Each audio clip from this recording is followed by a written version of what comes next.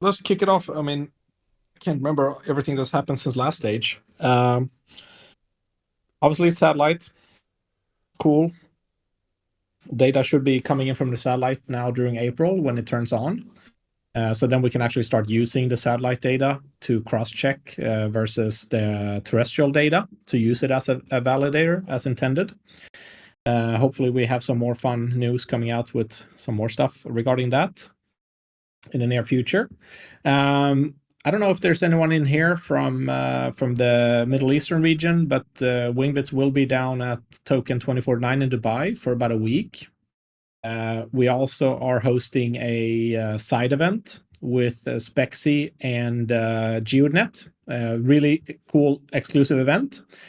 So if someone wants to attend that event, make a ticket, ping me, and I can send you an invite link when we have it. Would be really fun to meet some community members, so would love to have you there. We are also, it's going to be a kind of a busy event schedule forward. Then after that, we will be attending Consensus Toronto mid-May, so being Canada. Right after that, we're doing the Solana Accelerate event in New York, and then in end of June, I will be attending the Deepen Summit in Mombasa and Zanzibar in Eastern Africa. So we have a 30-minute keynote there.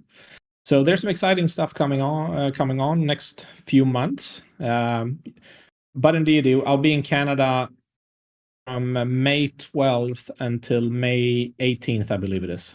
No, April. No. Yeah, May 12th to May 18th. Sorry, I'm confusing myself.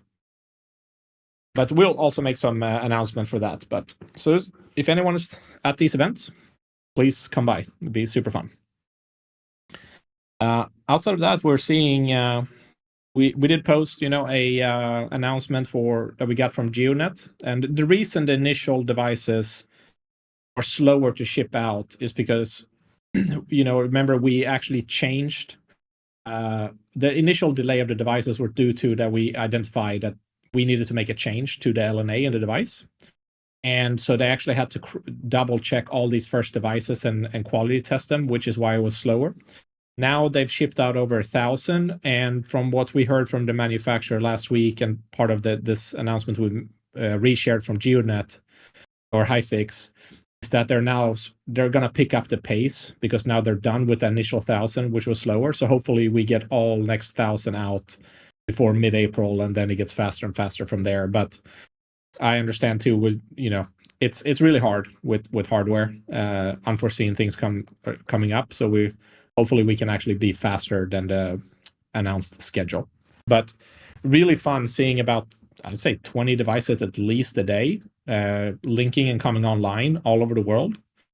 So what's really exciting about this period now, from like a project point of view, is that we have a massive customer pipeline. But to execute on this customer pipeline, which is in the millions of dollars, you have to have more coverage. So with these new devices coming on, we should reach over 5,000 total devices globally when they're all delivered.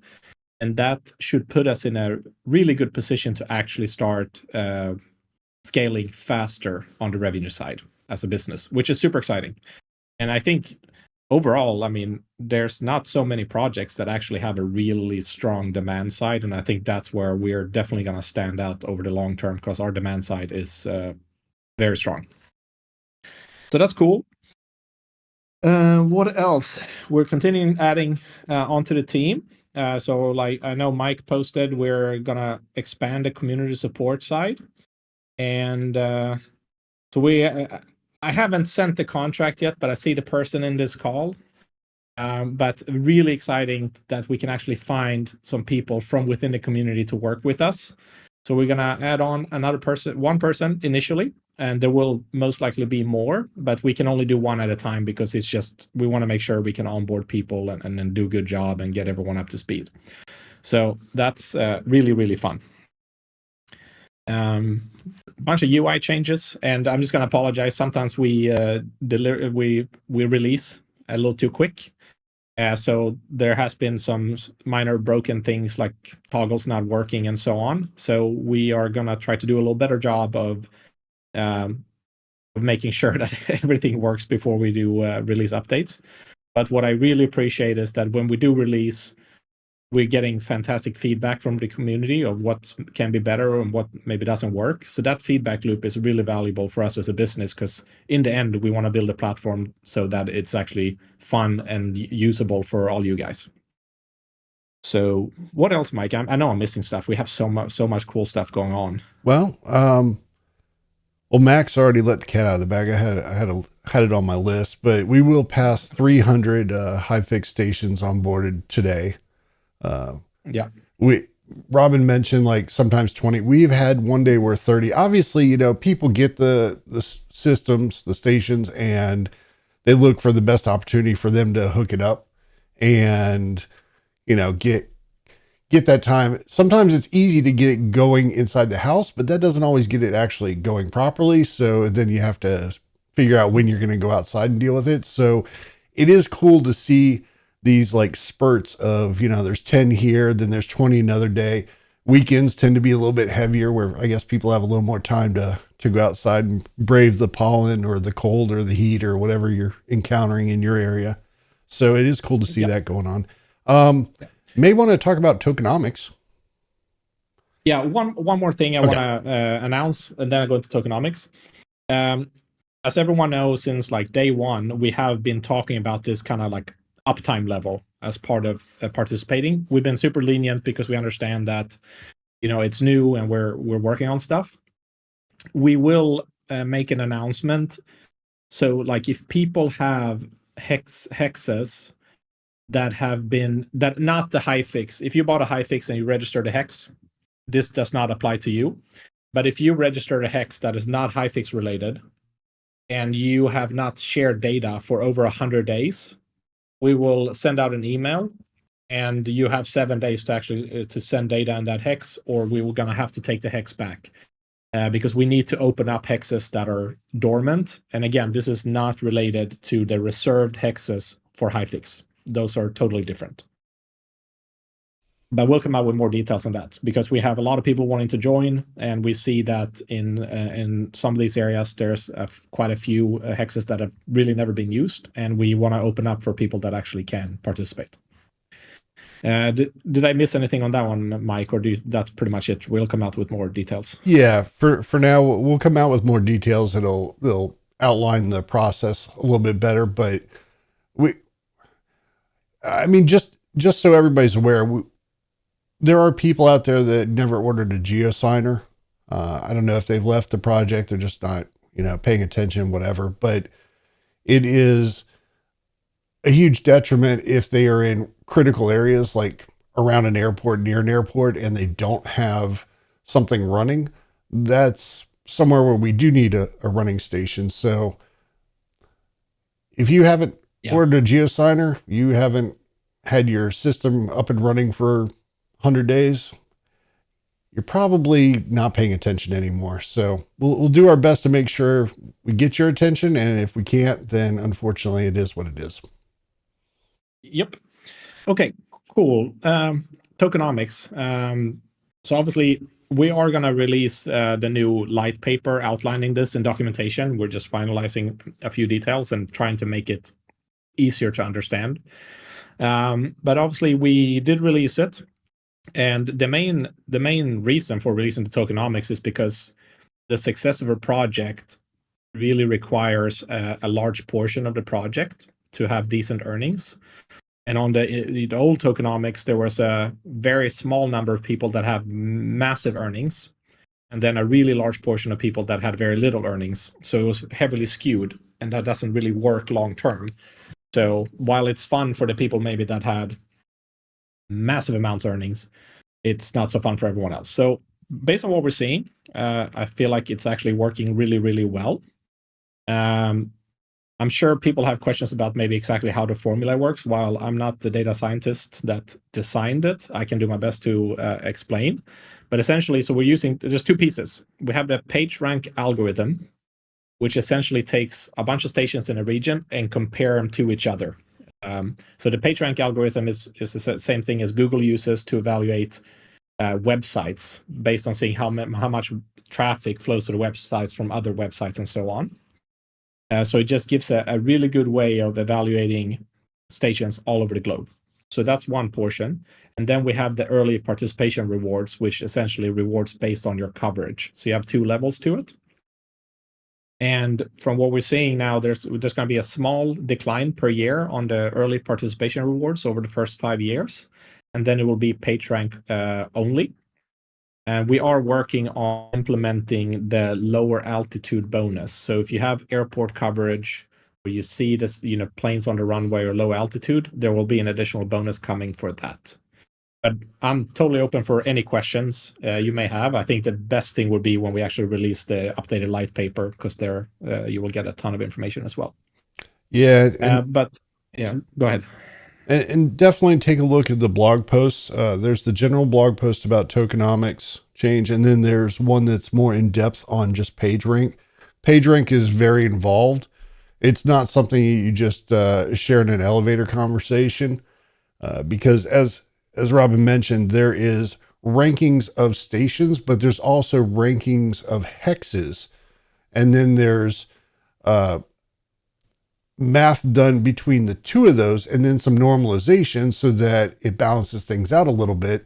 So there's multiple aspects of it that are deciding what the rewards should be for an individual station based on multiple criteria. And I think it works out really well to balance out the rewards, like Robin said, because when I look at, especially the EPR helps as well. When I look at stations in areas that were previously kind of saturated, the EPR helps kind of balance those things out for the first few years, but it also helps that if your station is really well installed, say, above the roof line, clear line of sight, 360 degrees, somebody else has one in kind of a weird situation where they're being blocked by the house and the balcony and everything else, you still have the opportunity as someone who is producing better data quality, better data sets, that you will be rewarded above the other person. So even long-term, as EPR disappears, there's still a benefit to that, of you having a really good install. The other thing that I might mention, and it just escaped my mind because I started to read chat. I hate when I do that. I look down at the chat and then I start to lose what I was going to say. The other aspect that we'll have to discuss more over time is the desire to move to, say, a higher DBI antenna, in theory, to increase your hex coverage, because you're thinking that'll help my rewards, when in fact, it can also work against you because it'll decrease the quality of your contributions in the PageRank formula. So short term, I can see some people trying to expand their coverage to get more hexes, thinking it's going to help them more. Long term, I can tell you, and I would advise short term, focus on your area around you. These new high fix stations with 3 dBi antennas actually work very effectively for this. It focuses your reception on planes that are around you, especially in high message areas like UK and parts of EU, where there's all kinds of other types of messages flowing as well.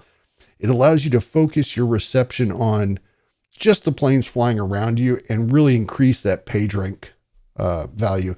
And I don't know if any of that made sense. Definitely is something that needs to be fleshed out over time. I've had many discussions with our data scientist on how this works. The light paper will be updated, and we'll also try to do a more, I guess, human friendly. I mean, not all of us are data scientists, but we're going to try to do a more human friendly explanation in how rewards work on the doc site as a complement to the light paper. Previously, the light paper and how rewards work were basically like almost a copy of each other.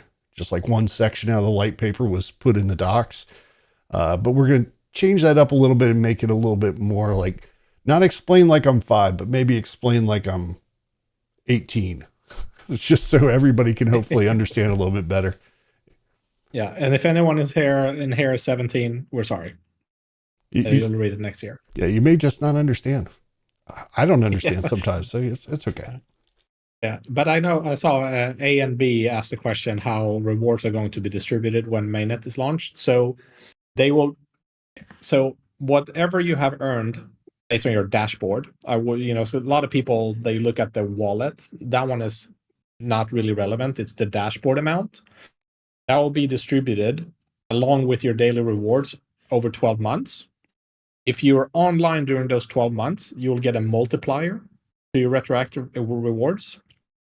If you decide to leave the project, which we hope you don't, you still earned those tokens that you accumulated. They will be paid out anyway over 12 months on a daily basis, but without a multiplier. Yep.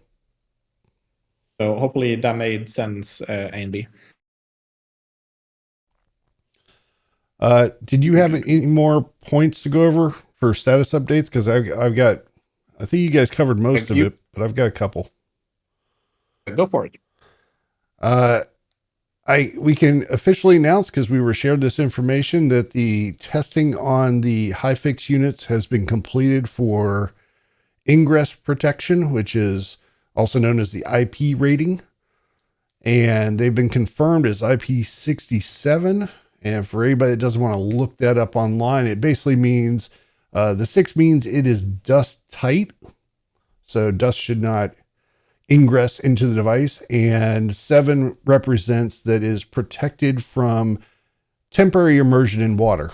You don't want to like drop it in your pool and just hope for the best. But like the theory is if it's being flooded by a gutter or flooded by some other water system, sprinklers, whatever, that you will not have water getting into the device. So IP67 is good. Someone had recently asked in Discord, and we said we didn't have the information yet. We officially do now. So, Yep, perfect. One last thing, just a quick note.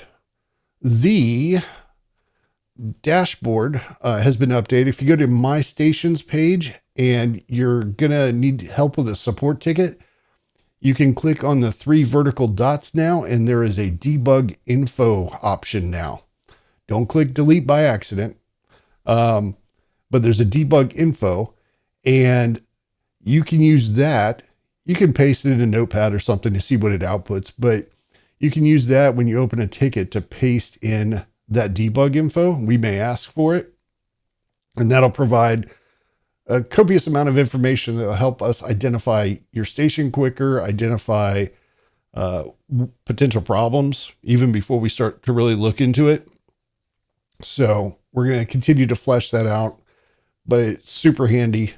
I know there's been confusion in the past where when people open a ticket and we ask for either your login email or we ask for a station name or ID, and through all the various iterations of linking and onboarding, things changed. So animal names gave way to aliases. There's still an animal name somewhere hidden. There's also a serial number for your device, whether it's a GeoSigner based device or a HiFix based device. So when you ask somebody for their station, they're like, and generally we got the alias, which is not unique. So it's hard for us to go through and help you based on that. So now we will have a cool debug output that you can paste in, and it has all the information. Very cool. You'll feel that way when you open a ticket. Yeah, exactly. Yeah. Cool. Did I have anything else on your list, Mike? That was it, because you guys covered the rest. Perfect. Let's go on to some questions. I see a few questions about some people having a little decrease in rewards.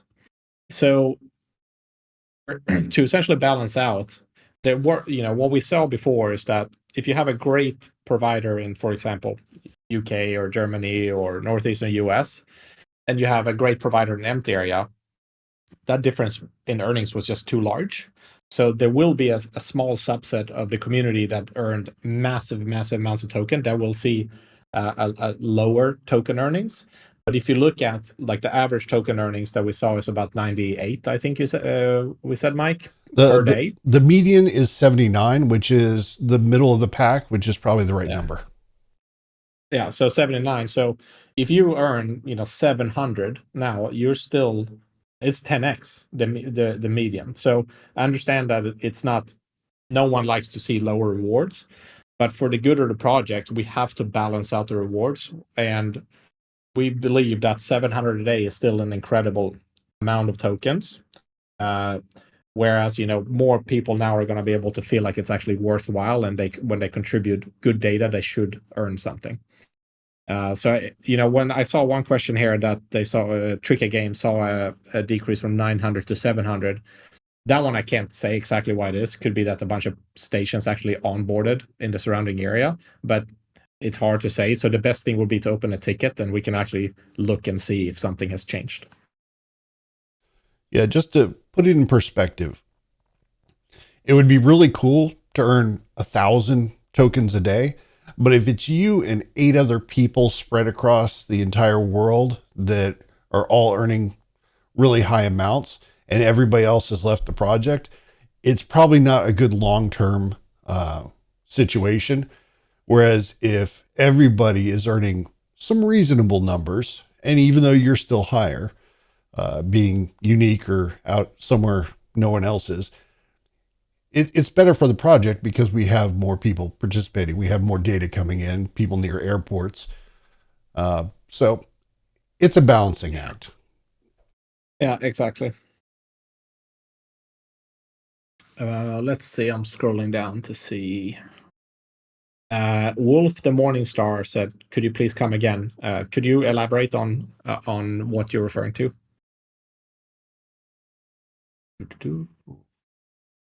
JP. So after dividing by 3, yeah, you go ahead, Mike. Go ahead. So just to clarify, JP, so what'll happen is 365 days worth of pre-mainnet rewards. Let's ignore the online bonus, but 365 days of rewards will be paid out. So let's say you had 365 tokens. I know it's a really low amount, but you would get 1 per day, and that is added to your normal earnings that you would get for that day. So if yesterday you earned 1 token and your pre-mainnet, your retroactive rewards are 365, you would get an additional 1 for that day. And then you can get, the bonus if you stay online. The good, as Robin mentioned though, if for some reason you do leave the project, whether you have to move and you can't deploy in a new area or something, you will still get those 365 days of rewards, even if your station has gone offline. You just won't get the bonus, which was a 20% bonus. Yeah. Let's see. Okay, so Janal, will you help JP Paleto with the event? So that'd be great. Perfect, thank you. Bergman, any mainnet news? Yes, so I know we've communicated, I think in the past, our goal was Q1. I'd say on a technical level, we're ready. Everything is, we've done everything we need on the legal side and the technical side.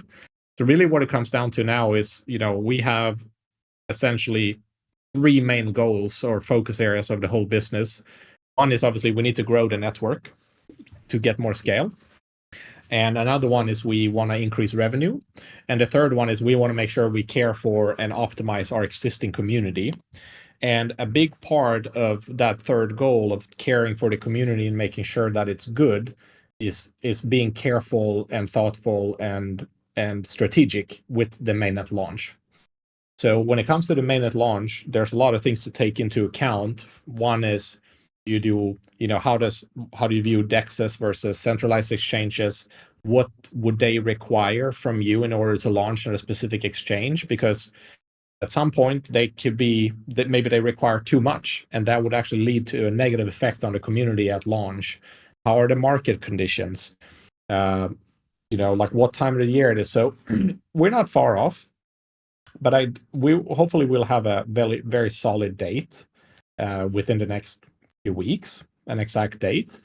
But it's such a big portion of the project that if you rush it and mess it up, no one wins. But I do understand that everyone is in here is excited for mainnet, and we are too. But so we're not too far out. We just want to make sure we do a good job because we have a responsibility to try to do as good of a job as we can to protect everyone that's helping us build this community, which is you guys. So that's kind of all I have. If you have more questions, of course, I'll try to answer them, but I don't have an exact date.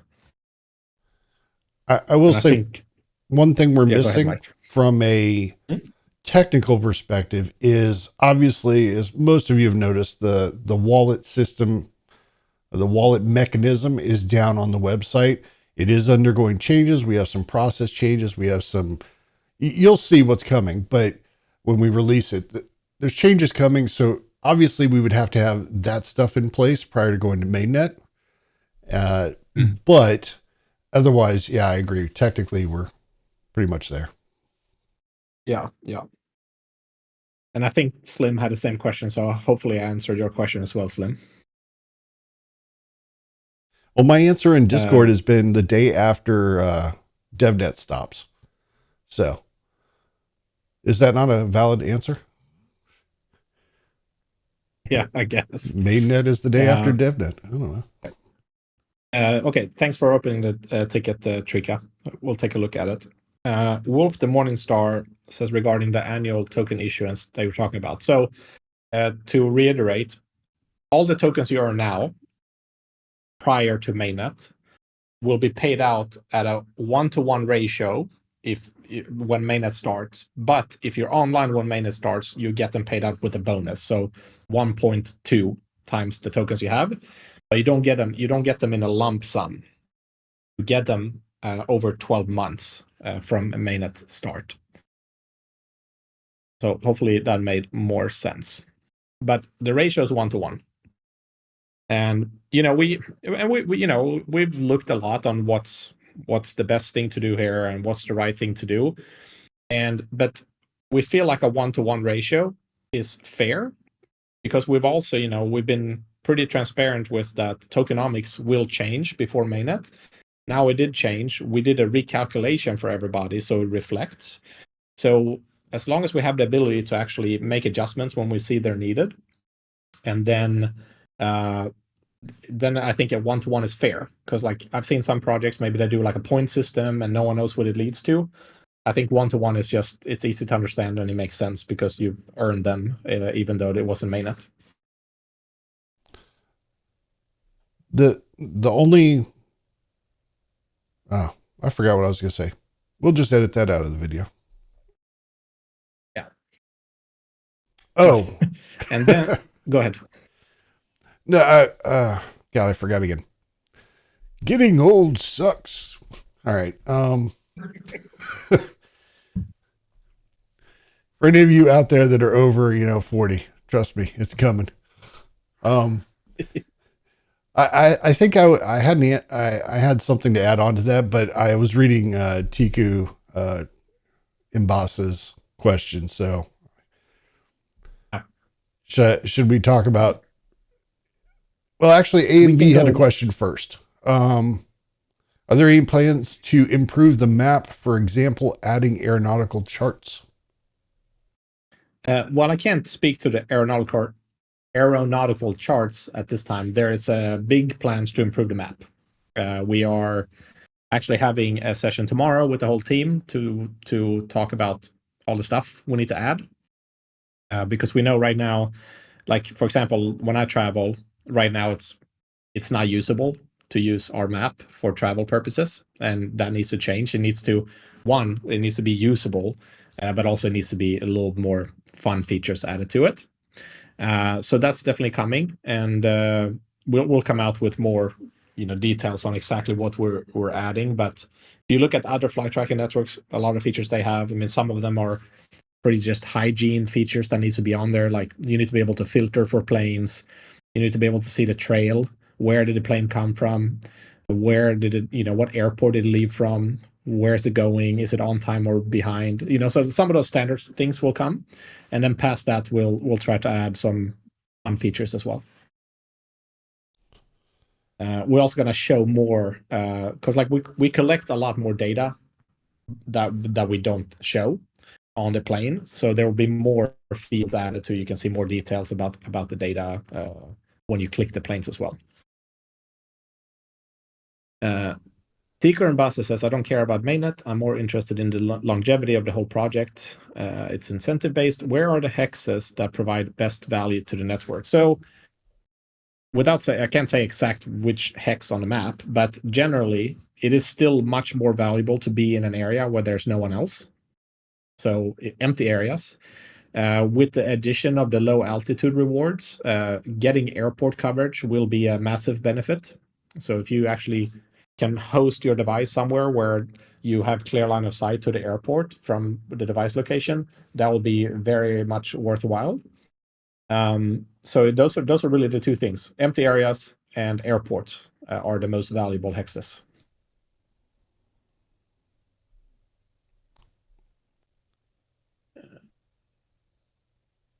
Let's see. I'm reading JP Toledo's question now.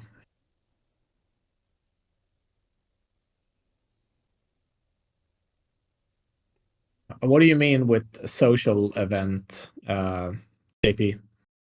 Like, I do agree. Like, I think, Mike, I don't know how many emails we've sent to people that have not yet installed a GeoSigner. It's quite, I mean, I think four at least. Yeah. Yeah, so we're really trying, we even extended the time. The original cutoff was March 17th. We've extended it. We really want to give people the option to actually install and not start losing rewards. But sometimes it's hard when it seems like some people either it ends up in spam, or they don't read the email, or they don't read Discord. So we don't really have any other ways of notifying them. I think in the future, we need to have a mobile app. It would be easier if everyone had a mobile app and we can send notifications to the app itself. That would make like this thing a bit easier.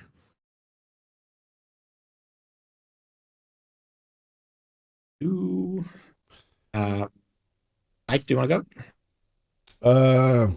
Sure. Berg, you're asking if there's any spares for defective GeoCenters. Yes. We do have spare units. That's kind of why we can't sell or give away anymore, is because we have to kind of protect the remainder that we have in case we do have any issues. The good news is our overall failure rate as far as dead on arrival, it was much less than the industry standard or expected standard. And as far as units that failed over time, we've actually only had less than a handful of those. And we have retrieved some of those from the users that had them and are doing basically autopsies on them to identify what failed. So even though we don't have plans to create any more GeoSigners, it would be good to know what the issue is in case there's something that does need to be addressed. Like if we ever have to create a new batch just for replacements, or if, for any reason we have to do kind of similar technology in the future, at least we have that knowledge ahead of time and can apply that to some new design. Yeah. Gertz, how about more technical details for additional parts and mini PCIe LTE modules? Mike, do you want to take that one? I'm going to have to defer you slightly on that. I think we do have more information coming down the pipeline about MPCIe modules for LTE. I don't know that we have that to share yet. I don't know that we have all the details yet. But just in generalities, obviously there's an extra slot on there on both the WB200 and the MGW310. It lines up with the nifty little SIM card cover that they have. You got to unscrew. But the idea is that, yes, you would just place it in there. You'd pull off the bottom panel, put the card in there with the SIM card, and run off grid, at least from a network perspective. But we're still getting those details. If you can hold on a little bit longer, Gertz, they're coming. Perfect. And then Wolf the Morningstar asks if I don't think it's a bit unfair to high-fix device users because they only got the device a week ago and don't have that much tokens. So I do not think it's unfair. And the reason why I don't think that is because, there was about a year where anyone could join with build your own devices, which now have the GeoSigner dongles. And if we would not have had all the people early on in the project and grown with them, we would not have been able to raise the money we did and get the customers we have and be where we're at. So while every person that joins, we appreciate that greatly that they join now, it's still we're still really thankful for having the early users, because without them we would not be here at all. So I think it's very fair that what people have collected, that they'll get in the future. But indeed, it says that he would like to see departure and arrival codes. Yes, that's one of the fields that we will add. A and B says, what about phone application? Yes, we will. It just keeps getting pushed down because we have so much to do. So it gets pushed down a little bit on the priority list. We will have a phone or mobile application for Wingbits coming. And just to keep in mind on that front, like there are certain aspects about our UI on the web interface that could probably use some improvements for a mobile perspective. And we have been actually working on those things, and we will continue to improve them. I see it as like a two-pronged approach. You don't want an app just to have an app. You want it to have some kind of functionality that's unique, that really helps you. If you can have basically a web app where you use the website on your phone and it is just as intuitive, allows you to accomplish the same tasks, then by all means, that should be the priority, because it can help everybody. It can help everybody on desktop. It can help everybody on mobile to improve that. Long term though, yeah, definitely a phone app, but it has some unique capabilities to it. Yeah. And then Bundy also asks, will the dashboard ever include live tar 1090 to view of each location? I don't know yet. I don't know. It would be cool. It would be cool to have that for sure. So you don't have to use tar. You can just use essentially what we want is like the. Oh, Robin just disappeared. Are you still talking, Robin? Oh, can you hear me? Now I can. You said essentially, but essentially we want, we don't want you to have to leave the dashboard to do things. It'd be nice to have all the functionality in there. Yeah, if you notice over time, the statistics page, we've tried to flesh out more details, and the dev team is definitely on board of having much of the functionality that you have either through Graphs 1090 or through tar 1090 available on the site. So that way you don't have to rely on that. Because again, if you're remote hosting, you might not have that access to that device's local tar 1090 or the Graphs 1090. So providing it from our end makes it easier on you. Yes. Tikar Bassa says that he has both unique coverage and low altitude, but the rewards are lower than before. So one reason they're lower is probably because of the tokenomics change. The second reason is the lower altitude rewards are not implemented yet. Right now, what we're doing is simulating and budgeting for those rewards and trying to make sure that they're well balanced. So they're not turned on yet. But everyone will know when they're turned on. But we're working on the simulation part right now. Trika, can I get better coverage if I switch from BYOD to a HiFix device? I think that was hard, Mike. I mean, it depends. When we measured the HiFix device versus like a standard BYOD, I think we got about 20% more data on the HiFix device. But I know there are some people in our community that have spent a lot of money and effort into building a really amazing BYOD device. It really depends on how your BYOD is currently. It's hard to say, Mike, unless you have a different opinion, Mike. No, 100% true. I can tell you that I've posted in Discord multiple times. My station's side by side, BYOD is getting its pants beat off of it by the HiFix device. And that's a full-on name brand 5 dBi antenna. It's a standard SDR that everybody's using.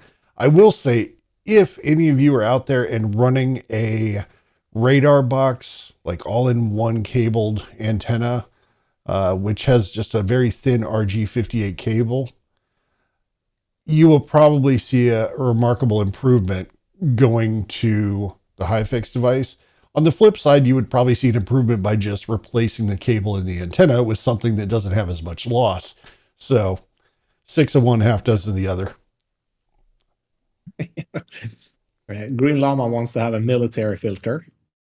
We also one thing. Yeah, that's an interesting idea. I also thought maybe we should have a celebrity filter. You just like press the celebrity filter and you see where all the celebrities are flying. But then we probably get sued. But yeah. Everybody's coming for us. Stop it. Yeah, as long as we don't track Elon, we know how that went. Are small airports of interest as well? Airports with private planes only? Yes and no. Yes. Absolutely.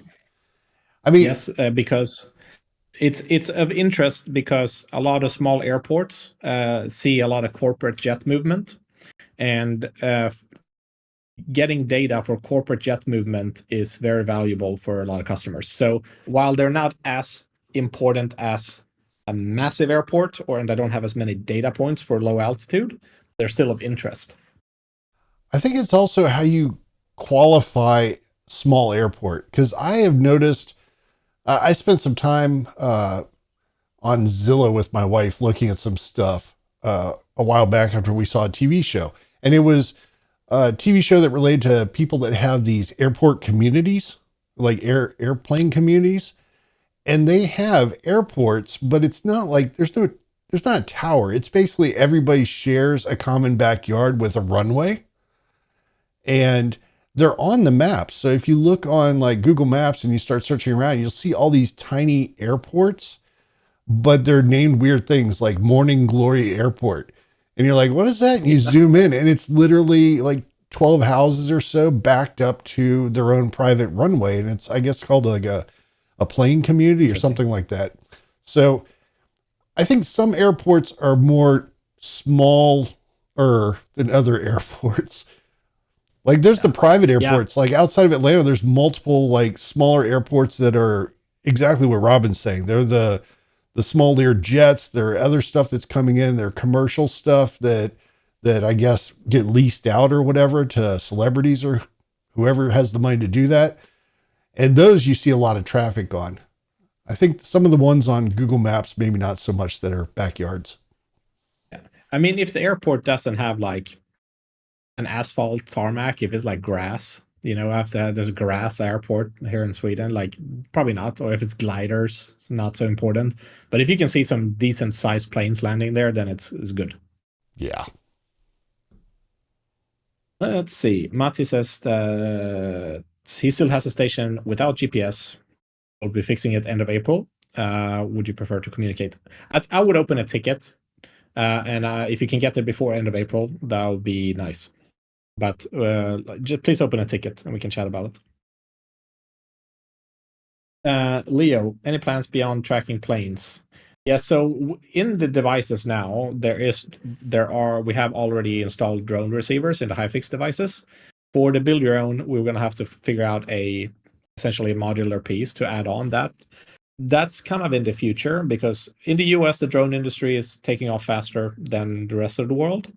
But so far, most of the money going into drone industry is still within the kind of investment ecosystem. So it's still in its early days, but we will track drones as well.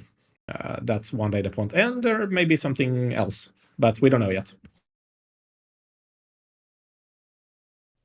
Button Deity, he mentioned the HiFix devices don't have remote access. Yeah, some people have asked that. Just to be clear, to answer Gertz as well as the question after it, we're not going to have tail scale on a HiFix device. I'm pretty sure HiFix, GeoNet, everybody does not want that. It's an extra weight involved that's not needed. It's an extra potential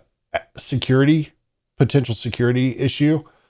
What can be done is you could have, in theory, just a simple Pi or something running on the same network so that you can check the dashboard of the device. You can check the TAR 1090, look at graphs. But one thing that other people have promoted, and I use it on BYOD, definitely, if you have the opportunity, get one of the IP based, I don't know what you call them, power switches, outlet switches. Basically, you plug it in, then you plug your device into that, and it allows you to remotely, pretty much from anywhere in the world, click a button to turn off the power to that device and then turn it back on. I think, yeah, Wi-Fi smart plugs. Thank you, Button Deity. So I have Casa ones that are all over my house that I've used for years because trust me, when it's up in the attic or it's up on the roof or you're somewhere else in the world on vacation or whatever, and you want to reboot it, there is no way easily without, well, there's no easier way than being able to pull up your phone and just click a button and have it restart. Yep.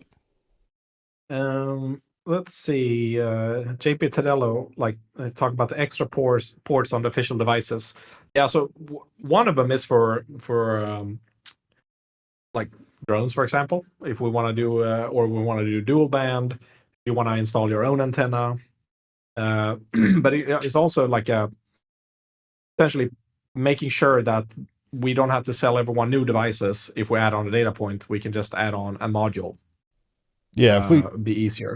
If we need to record a new frequency or get data from a new frequency, like 978 megahertz UAT, then simply put in a new card and then use one of the side auxiliary ports for the antenna, and you're set to go. Yeah. If you didn't have that, then we'd all go, I don't know, shrug shoulders. I don't know what to do now. I guess we got to sell you something else. Yeah, so it was just a way of essentially future-proofing the devices. So, so not everyone buys a device, and then 2 years later, you have to buy a whole new device because we're adding something. You can just add a piece. I think that's a much better strategy, and I think people would appreciate that more. Thanks, Yanal, for answering AMB's question. Shawaj, John Travolta, that is actually one of the related shows that we were watching that prompted us to start looking at these small communities. Yeah, he and a few others. There's also a Fix-It guy on one of the, at least in the US, on one of the HGTV channels that has a whole backyard runway thing with this whole neighborhood. And they fly over to, I guess, the Bahamas where they have property. So it's interesting to see how many of these things pop up. I never actually knew about them until a few years ago. I just heard about John Travolta and that was it. But man, apparently it's a common thing now. Yeah. Let's see. Where are we now? Let's see. So GNS, what do you think about ADSL, Flarm and UAT? So Flarm and UAT are interesting. ADSL, honestly, I don't know enough about it to know exactly. So if you can educate me on what it is. ADSB Lite. That's interesting. Yeah, I actually don't know enough about it to say, but Flarm and UAT are interesting.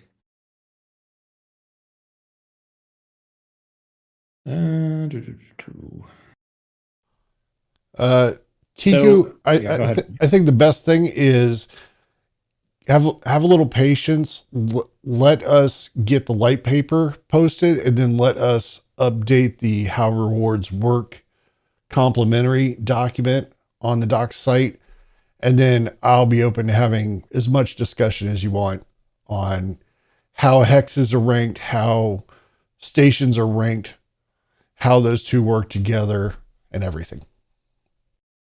Perfect.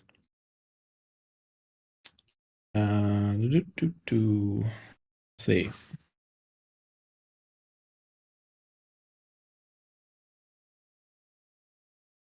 Where are you, Mike? I'm a little bit lost in the chat. I noticed Grumpy here. I didn't actually notice him here before, but lifesaver on remote stations. Yeah. Maddie, on BYD, can I install the same Pi, an application to access remotely like Raspberry Pi Connect? I think you're just asking, can you install Tailscale? Oh, Grumpy answered afterwards. Yes, Tailscale. But the Raspberry Pi Connect, I will give it to him. I think it's in beta phase still or something like that. But I got to give it to him. It's pretty easy because it's already in the package. You don't have to install anything. And from my understanding, it's also not taking over DNS and other stuff, like Tailscale does. So it's not as intrusive. So I kind of like Raspberry Pi Connect. I think the downside is you're, I guess, trusting a third party and a website to do it, but you're kind of doing that with Tailscale. So I guess, again, 6 of one, half of the other. Yeah, but it's interesting, GNS. I'm gonna read up a little bit on it and see. I'd say and obviously Shawaj is talking about 978. 978 also, if it's, I think now it's actually a big chance of 978 being used for drones. Then we would obviously have to do the dual band to track those drones if they do 978 rather than 1090. I have 5 minutes left, so if there's any last minute burning questions, I can take those. Then I have to go. And I will probably hold off on the visualization thing we talked about earlier. I kind of started to show. Maybe outside of this stage, we'll do something on a different day, or maybe on the next stage, we'll do some visualizations so you guys can see kind of how we're seeing the data when we're trying to work through stuff. Yeah. Or just really making cool. Sorry, cool. I completely forgot about it. No. It's been good Q&A. I thought if we had a dead spot, it would be perfect, but it's been going pretty well. I think some of you guys have probably seen some of the output as well on social media posts where we have cool flickery bars and lines on maps over time. This is just one way to visualize that stuff. Anyway, back to the questions. I see. I missed the question. I actually saw Dorian ask this earlier, so I'm really sorry I missed it. He asked if WB310 is shipping faster than WB200. That's not my understanding. Because when they manufactured everything according to because I think 1/3 of the orders or so are like WB310 and 2/3 essentially are WB200. So they shipped based on that. So it should be about the same. None of them, at least from my understanding, is getting prioritized. I think they're just shipping based on order on the queue. Obviously, we had some issues with one of the resellers, so they're working through that. But outside of that, it's based on queue, I think.